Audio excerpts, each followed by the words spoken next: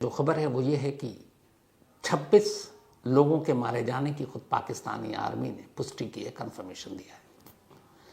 सुबह से आप लोग अलग हैं, आप तमाम लोग जब रात को सो रहे होंगे और सुबह उठे होंगे तो एक बड़ी खबर सुनने को मिली होगी। लेकिन हमारी टीम, पूरी क्राइम तक की टीम, कोई सोया नहीं। उसकी वजह ये थी कि रात करीब 1:50 पर अचानक एक खबर आई और 1:50 पर जब ये खबर है उसके बाद एक एक कर जो लोग घर लौट चुके थे वो सब वापस दफ्तर पहुंचे। कुछ लोग अभी अभी गए हैं ताकि थोड़ा आराम कर लें, फिर वापस लौटें। तो कल रात आखिरकार जो कुछ हुआ 22 अप्रैल को पहलगाम में, जिसकी चर्चा हो रही थी कब कब कब, तो आखिर एक ऑपरेशन पूरा हुआ। और इस ऑपरेशन में अभी तक जो खबर है वो ये है कि 26 लोगों के मारे जाने की खुद पाकिस्तानी आर्मी ने पुष्टि की है, कंफर्मेशन दिया है। सुबह से आप लोग अलग अलग सोशल मीडिया पर, न्यूज़ चैनल पर एक नाम सुन रहे होंगे, ऑपरेशन सिंदूर। इस पूरे ऑपरेशन सिंदूर की पूरी डिटेल, जो खुद एक प्रेस कॉन्फ्रेंस हुई अभी, जिसमें colonel Sofiya Qureshi, wing commander Vyomika Singh, दो हमारी जांबाज महिलाएं, देखकर गर्व होता है स्क्रीन पर जब वो आकर इस तरह से ब्रीफ करती हैं। इसके अलावा विदेश सचिव हमारे विक्रम मिश्री, इन तीनों ने एक प्रेस कॉन्फ्रेंस की। उससे पहले एक वीडियो चलाया हाल में जो भी हमारे ऊपर हमले हुए थे, चाहे वो पार्लियामेंट अटैक हो, 26/11 हो, उरी हो, पुलवामा हो और आखिर में पहलगाम, और उसके बाद पूरी ब्रीफिंग। शुरुआत इस ऑपरेशन के नाम से, ऑपरेशन सिंदूर। ये नाम प्राइम मिनिस्टर नरेंद्र मोदी ने दिया था, सुझाव उन्हीं का था। लेकिन ये नाम जानते हैं क्यों पड़ा? पिछले लगभग कई सालों में आतंकवाद की वजह से हमारे देश में 350 लोगों की जान गई, 800 से ज़्यादा घायल हुए, और इनमें ज़्यादातर मरने वाले मेल थे, पुरुष थे, पति थे। लेकिन एक तस्वीर ने 22 अप्रैल को पहलगाम से जो सामने आई, हर एक के कलेजों को छलनी कर दिया था। वो तस्वीर ही ऐसी थी। हिमांशी नरवाल पहलगाम में बैठी हुई हैं और उनके बराबर में एक लाश पड़ी है। वो शहीद कैप्टन विनय नरवाल की बॉडी थी। कैप्टन नरवाल नेवी में कुछ वक्त पहले उनकी शादी हुई थी। दोनों कश्मीर घूमने गए थे और पहलगाम के हमले में आतंकवादियों की गोली का वो शिकार हो गए। तो कैप्टन विनय नरवाल की बॉडी के पास उनकी वाइफ हिमांशी नरवाल बैठी हुई है और ये तस्वीर पहलगाम अटैक की असल में एक सिंबॉलिक पिक्चर बन गई। जिसने भी देखा कलेजा फट गया। और यही वो तस्वीर थी जहां से इस नाम की बुनियाद पड़ी, ऑपरेशन सिंदूर। यानी वो हिमांशी नरवाल थी और उनके हस्बैंड की वो के पास जो वो बैठी हुई है, चेहरे पे कोई भाव नहीं, जैसे पता नहीं, कुछ समझ ही नहीं आ रहा क्या करें। वो एक तस्वीर सैकड़ों कहानियां एक साथ बयान कर रही थी। एक पत्नी जो कुछ वक्त पहले ही शादी के बंधन में बंधी थी और अचानक विधवा हो गई। उसी एक हिमांशी नरवाल की वजह से इस ऑपरेशन का एक नाम जन्म लेता है और ये उन तमाम विधवाओं के लिए जिनके पति आतंकवाद का शिकार हुए, और इसीलिए ऑपरेशन का नाम रखा गया ऑपरेशन सिंदूर। 6 और 7 मई की रात थी। आज 7 मई के लिए पूरे देश को मॉक ड्रिल के लिए तैयार रहने को कहा गया था। सारा ध्यान मॉक ड्रिल की तरफ था। पाकिस्तान भी ये सोच रहा था कि मॉक ड्रिल है, इसका मतलब है पहले लोगों को तैयार करेंगे सुरक्षा के बारे में, और कम से कम 7 मई तक तो कुछ होना नहीं है। लेकिन यही प्लानिंग कुछ और थी। एक तरफ पूरे देश में मॉक ड्रिल का ऐलान कर दिया गया, खबर पाकिस्तान तक पहुंच गई, और खामोशी से इस मॉक ड्रिल के आगाज से, शुरुआत से पहले ही 6 और 7 मई की दरमियानी रात 1:05 से 1:30 के दौरान 25 मिनट का कुल वक्त दिया गया था हमारे एयरफोर्स और उनके जाबाज अफसरों को। 25 मिनट में ऑपरेशन को पूरा करना था और इन 25 मिनट में उन्हें 9 टारगेट दिए गए थे और ये वो 9 टारगेट थे जिनमें कोई सिविलियन नहीं, कोई रिहायशी घर नहीं, कोई पाकिस्तानी आर्मी का इस्टेब्लिशमेंट नहीं, कोई पाकिस्तानी आर्मी का बेस नहीं, कैंप नहीं। सिर्फ और सिर्फ 9 वो ठिकाने जहाँ से आतंकवाद जन्म लेते हैं, जहाँ आतंकवाद को पाला पोसा जाता, उन्हें ट्रेनिंग दी जाती है और फिर बॉर्डर पार कराकर उन्हें भारत को लहूलुहान करने के लिए भेजा जाता है। इंटेल यानी इंटेलिजेंस रिपोर्ट के बाद का एक बड़ा सेंटर और ये इंटरनेशनल बॉर्डर से 18 किलोमीटर की दूरी पर था। 82 एकड़ में फैला हुआ है ये सेंटर और इस 82 एकड़ में जो सेंटर है उसमें बहुत अलग अलग पढ़ाई भी सिखाई जाती है, ब्रेन वॉश भी किया जाता है, टेररिज्म भी तैयार किया जाता है। करीब 1000 स्टूडेंट्स जिन्हें ब्रेन वॉश करके कट्टरवाद सिखाने का काम लश्कर-ए-तैयबा का चीफ हाफिज सईद किया करता है और ये मुद्रिके पंजाब में मरकज़-ए-तैयबा उसका एक ख़ास सेंटर था। इंटरनेशनल बॉर्डर से 18 किलोमीटर दूर और ये वही सेंटर था जहाँ 26/11 के हमले के एक गुनहगार जो जिंदा पकड़ा गया था, अजमल कसाब, उसको यहाँ ट्रेनिंग दी गई थी। ये इंटेल के पास पूरी रिपोर्ट थी। डेविड कॉलमन हेडली, इसको भी इसी सेंटर में ट्रेनिंग दी गई थी। तो 2 बड़े जिन्होंने 26/11 की साजिश रची और उसके हमले को अंजाम दिया, उनकी ट्रेनिंग का ये सेंटर था मरकज़-ए-तैयबा। तो मरकज़-ए-तैयबा में ये दूसरा अटैक किया गया और इसमें भी भारी नुकसान हुआ। निशाना सटीक था। बिल्डिंग की जो तस्वीर आई है वो तहस नहस है। तो ये हुआ दूसरा। तीसरा टारगेट था सर्जल तेहरा कलां फैसिलिटी, जैश ए मोहम्मद का ये एक और सेंटर, इंटरनेशनल बॉर्डर से 6 किलोमीटर अंदर। ये शाकरगढ़ डिस्ट्रिक्ट, नौरवाल, पंजाब, पाकिस्तान में है ये सेंटर। और इसकी जो मेन बिल्डिंग है, जैश ए मोहम्मद यहाँ पर ट्रेनिंग देता है और इसके अंदर अलग अलग तरह के ट्रेनिंग कैंप चलते हैं। ये भी जैश ए मोहम्मद का एक सेंटर है और यहाँ 18 बल्कि 6 किलोमीटर दूर घुसकर ऑपरेशन को अंजाम देना था। और इस जगह पर भी बहुत सारे मोहम्मद अदनान अली, मुफ्ती अब्दुल रऊफ असगर और ऐसे न जाने कितने थे, अली जान काशिफ, शाहिद लतीफ़, इन सबको यहीं पे पाला पोसा गया, इनको बड़ा किया गया और इनको तैयार किया गया कि जाओ हिंदुस्तान को लहूलुहान करो। तो 9 टेररिस्ट जो कैंप चल रहे थे उसमें तीसरे नंबर पर था सर्जल तेहरा कलां फैसिलिटी, जैश ए मोहम्मद का। इस बिल्डिंग को भी काफ़ी नुकसान हुआ, नेस्तो नाबूद किया गया। चौथा सेंटर था जिस पे हमला किया गया, महमूना जोया फैसिलिटी। ये हिजबुल मुजाहिदीन HM का एक तरह से हेड मराला सियालकोट के अंदर है।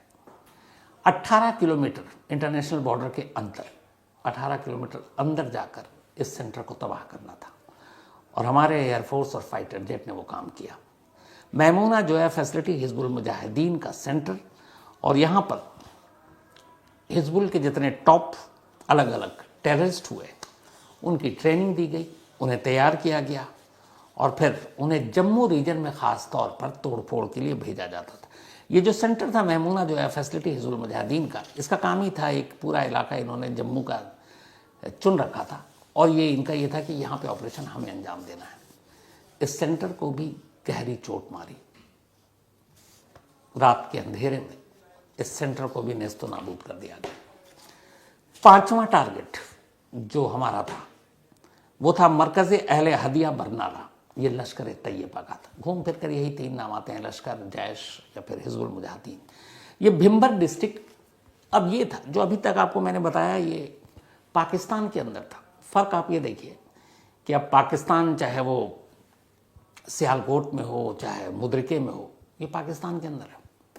100-104 किलोमीटर दूर जब घुसा वो पाकिस्तान के अंदर है। तो कम से कम पाकिस्तान के अंदर 1, 2, 3, 4 ठिकानों पर हमले किए गए और POK यानी पाक ऑक्युपाइड कश्मीर यानी पाक अधिकृत कश्मीर जिस पर कब्जा कर रहा पाकिस्तान में, वहां के 5 ठिकानों को निशाना बनाया गया। उनमें पहला था मरकज़ अहले हदिया बरनाला, लश्कर-ए-तैयबा का। ये LOC से सिर्फ 500 मीटर की दूरी पर यह कैंप चल रहा था, लाइन ऑफ कंट्रोल। चूंकि ये पीओके है, वहाँ पर इंटरनेशनल बॉर्डर नहीं बल्कि एलओसी आ जाता है, लाइन ऑफ कंट्रोल, दोनों देश के बीच में जो समझौता था। तो मरकज़ अल हदिया बरनाला में लश्कर तैयबा का एक बड़ा कैंप चलता था और यहाँ पर करीब एक साथ 100 से 1500 आतंकवादियों को एक साथ ट्रेनिंग दी जाती थी, तैयार करने का काम होता था। और ये एक बड़ा सेंटर था लश्कर के हिसाब से, जहाँ पे उन्हें तैयार किया जाता था। तो मरकज़ अहले हदिया बरनाला एक निशाने पर ये था, ये भी नेस्तो नाबूद हो गया। छठा टारगेट था मरकज़ अब्बास, ये जैश ए मोहम्मद का कोटली में है और ये 13 किलोमीटर एलओसी से अंदर है, लाइन ऑफ कंट्रोल से 13 किलोमीटर अंदर इसको निशाना बनाया गया।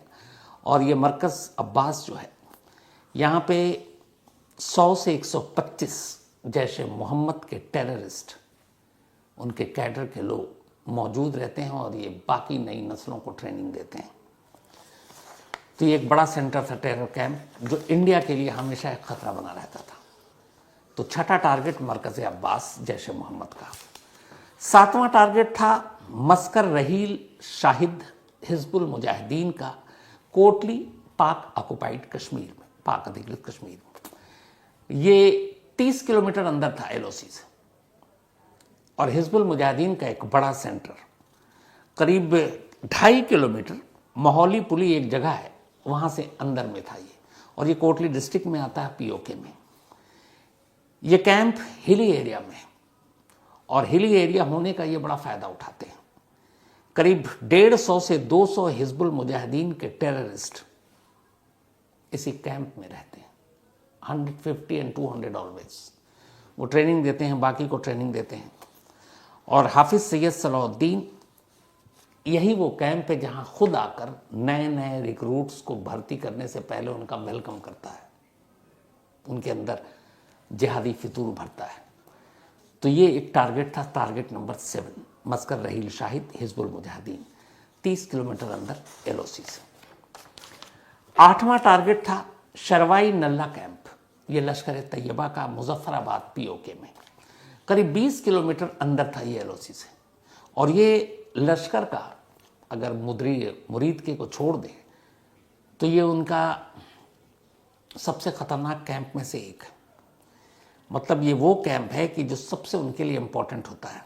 यहाँ पर इसी कैंप में बाकायदा हथियारों की ट्रेनिंग दी जाती है, हथियारों और गोला बारूद, असलहे, ये सब कुछ रखा जाता है।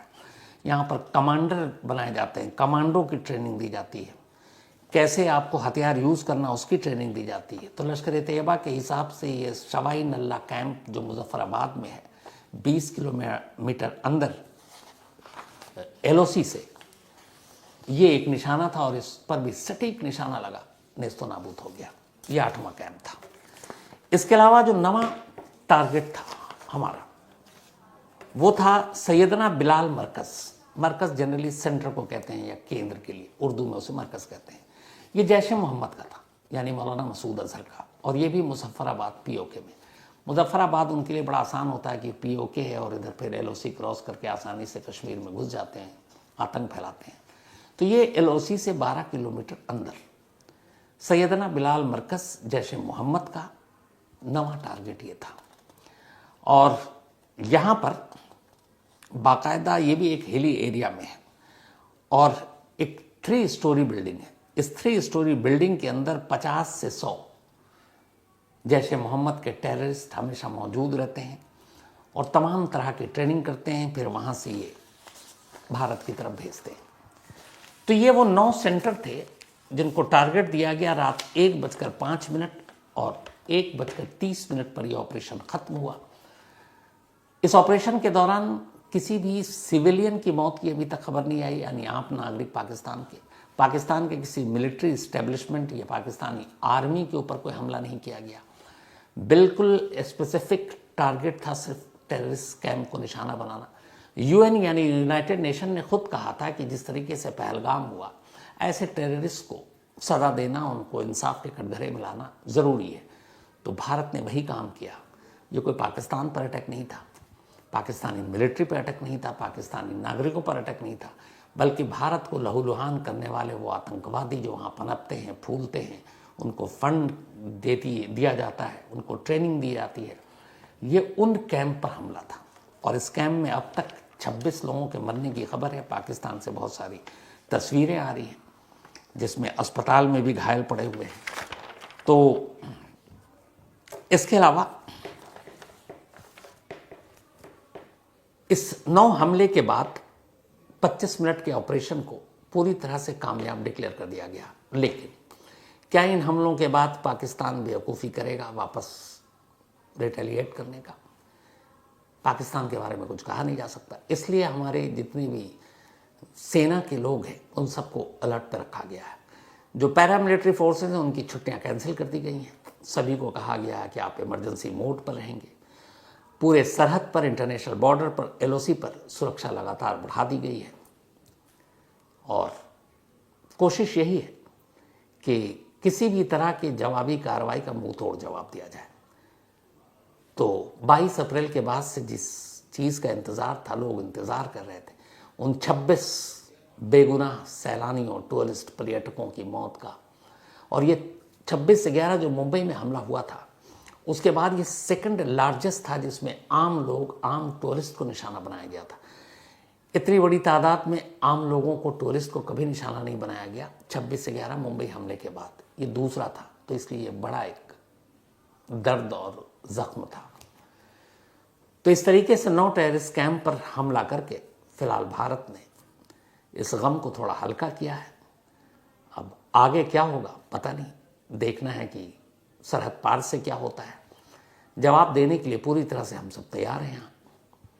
तो इस ऑपरेशन में फिलहाल इतना ही। बाकी जो भी अपडेट होगा पूरे दिन लगातार क्राइम तक पर आपको हमारी पूरी टीम बैठी हुई है, इसी के ऊपर नज़र है। बारी बारी से वो सब आएंगे, आपको अपडेट देते रहेंगे, तो सुनिएगा, अपनी राय भी दीजिएगा। फिलहाल मुझे दीजिए इजाज़त। रात को 9 बजे आपसे कहानी में मुलाकात होगी पूरी डिटेल के साथ। तब तक बहुत सारे अपडेट्स और भी आ जाएंगे। Thank you so much.